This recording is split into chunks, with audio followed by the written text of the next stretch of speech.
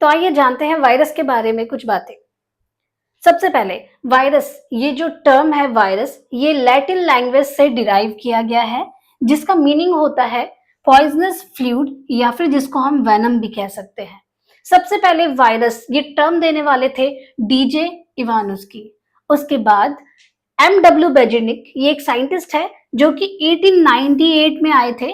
इन्होंने सबसे पहले वायरस के ऊपर डेमोन्स्ट्रेशन किया था।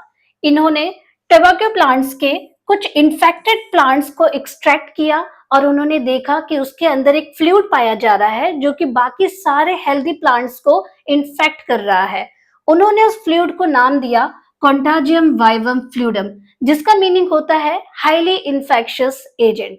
उसके बाद अगर हम बायोलॉजिकल स्टेटस की बात करें एक वायरस की, तो वायरस को एज ए ब्रिज या फिर एक कनेक्टिंग लिंक भी कहा जाता है between living and non living entities. इसका मतलब है कि वायरस को हम लिविंग या नॉन लिविंग में कंसीडर नहीं करते। ये एक ब्रिज होता है या फिर ये कनेक्टिंग लिंक होता है, क्योंकि ये तब तक एक्टिव नहीं होता जब तक ये किसी भी लिविंग ऑर्गेनिज्म के बॉडी के अंदर एंटर ना कर जाए। अब बात करते हैं की कैरेक्टरिस्टिक्स ऑफ ए वायरस। एक वायरस के बारे में अगर हम पढ़े तो वायरस को सबसे पहले हम ए सेलुलर या फिर नॉन सेलुलर में कंसीडर करते हैं। आपको पता होगा कि एक जो लिविंग ऑर्गेनिज्म होता है उसकी जो सेल होती है, सेल को प्रोटेक्ट करने के लिए एक मेम्ब्रेन प्रेजेंट होता है जिसको हम सेल मेम्ब्रेन के नाम से जानते हैं। ठीक है। और सेंटर में एक न्यूक्लियस प्रेजेंट होता है जिसको सेल का ब्रेन भी कहा जाता है। और ये जो जेली लाइक स्ट्रक्चर देख रहे हैं इसको हम साइटोप्लाज्म कहते हैं, जिसके अंदर आपको बहुत सारे ऑर्गेनल्स देखने को मिलते हैं जैसे कि माइटोकॉन्ड्रिया, गोल्जी अपार्टस, राइबोसोम। ये सारी चीजें देखने को हमें मिलती हैं लिविंग ऑर्गेनिज्म के सेल में। बट ये सारी चीजें जैसे कि cell membrane, nucleus, cytoplasm and ribosomes, ये सारी चीजें एब्सेंट होती हैं वायरस में, इसलिए वायरस को ए सेलुलर या फिर नॉन सेलुलर भी कहा जाता है। अब बात करते हैं वायरस की। तो वायरस को परफेक्ट ऑब्लिगेट पैरासाइट के नाम से भी जाना जाता है, क्योंकि ये पूरी तरह स्ट्रिक्टली डिपेंडेंट होता है एक लिविंग होस्ट के बॉडी के ऊपर, चाहे फिर वो सर्वाइवल की बात हो या फिर उसे नरिशमेंट लेना हो होस्ट सेल से, या फिर शेल्टर लेना हो, या फिर वो अपना पूरा लाइफ साइकिल कंप्लीट करने के लिए टोटली डिपेंडेंट होता है एक होस्ट सेल के ऊपर। ठीक है। अब बात करते हैं वायरस की नेक्स्ट पॉइंट की। तो ये हाईली इन्फेक्शियस होता है।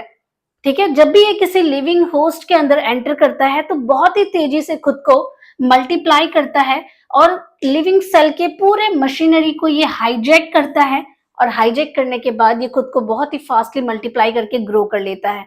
आप देखे होंगे हमारे नॉर्मल लाइफ में भी जब भी किसी पर्सन को कफ एंड कोल्ड होता है तो उसके कांटेक्ट में आने वाले सारे लोगों को कफ एंड कोल्ड हो जाता है आफ्टर सम टाइम, क्योंकि वायरस बहुत ही ज्यादा हाईली इन्फेक्शियस होता है। ठीक है। अब हम बात करेंगे वायरस के स्ट्रक्चर के बारे में।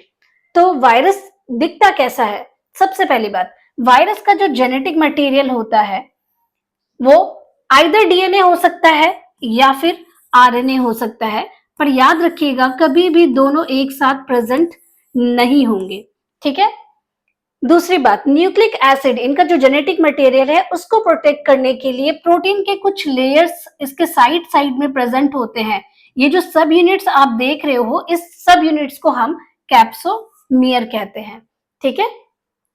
तो अगर हम बात करते हैं वायरस के स्ट्रक्चर की, तो इसको हम न्यूक्लियर प्रोटीन कहते हैं, क्योंकि ये न्यूक्लिक एसिड प्लस प्रोटीन से मिलकर बना होता है।